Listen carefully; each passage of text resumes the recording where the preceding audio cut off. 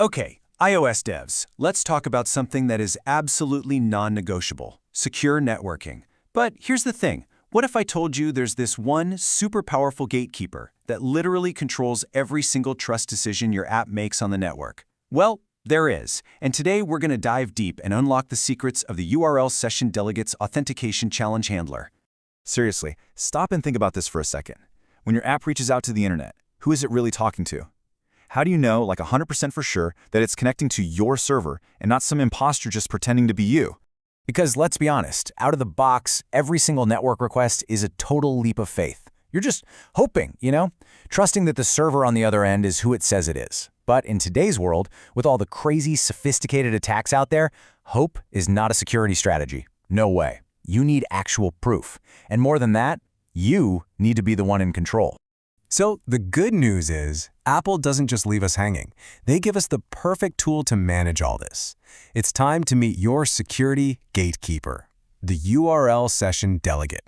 This is the thing that puts you right back in the driver's seat for every single one of those trust decisions. Okay, this right here, this method is the absolute heart of the whole thing. The best way to think about it is like a big red pause button. So whenever your app's network session runs into a security question it can't answer by itself, like, hey, is this server's ID legit?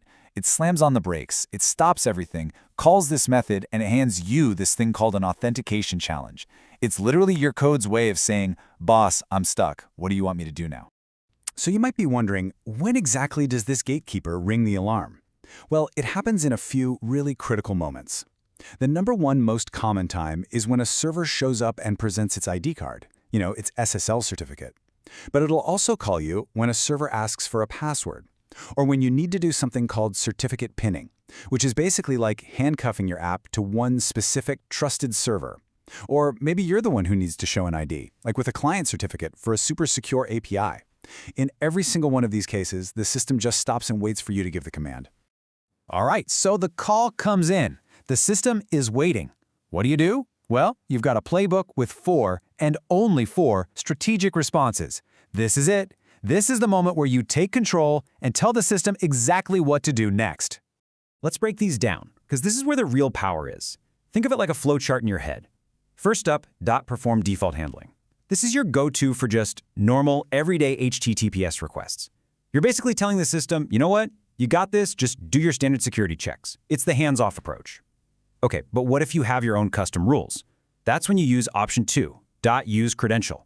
This is you saying, hang on, I've checked this out myself, and I give it the green light. You're good to go. You'd use this after you've done your own validation on the server certificate. Now, what if your check fails? What if something looks fishy? That's when you hit the emergency brake. .cancelAuthenticationChallenge. This is a hard no. You're shutting the connection down right then and there, no questions asked. And finally, there's .rejectProtectionSpace. Honestly, this one's a bit more specialized. You'll see it in really complex situations with multiple layers of authentication. But for like 99% of what you'll do, mastering those first 3 is the key to everything. Look, picking the right response here isn't just some minor technical detail. The stakes are incredibly high. Getting this right versus getting it wrong, that's the difference between an app that's a fortress and one with the front door wide open. And this slide really lays it all out, doesn't it? On one side, if you handle this incorrectly, your app is completely vulnerable to man-in-the-middle attacks. That's where a bad guy can just sit between your app and the server, reading everything. It's a disaster. But handle it correctly, and you unlock some serious security superpowers. You can do things like SSL pinning, where you basically hard-code your server's fingerprint right into the app, making it nearly impossible to fool. Now, you got to remember to update it when your certificates change, but wow, is it powerful. You ensure every bit of communication is secure, and you can build any kind of custom validation you need. It's really night and day. So what's the big takeaway from all this? What's the final mandate? It's simple, really. Implementing this delegate method, it's not just about learning another API to check off a list. It's about a fundamental shift. It's about you, the developer, taking full 100% ownership of your app's security.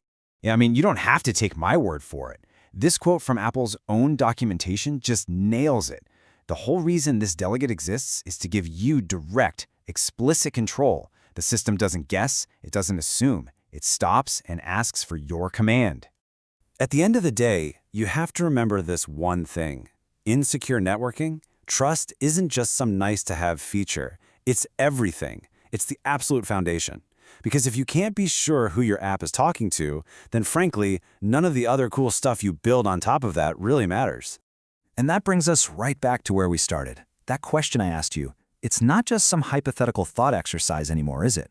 It's a direct challenge for your code. So I'll ask you again, who will your app trust? And more importantly, how are you going to enforce that decision?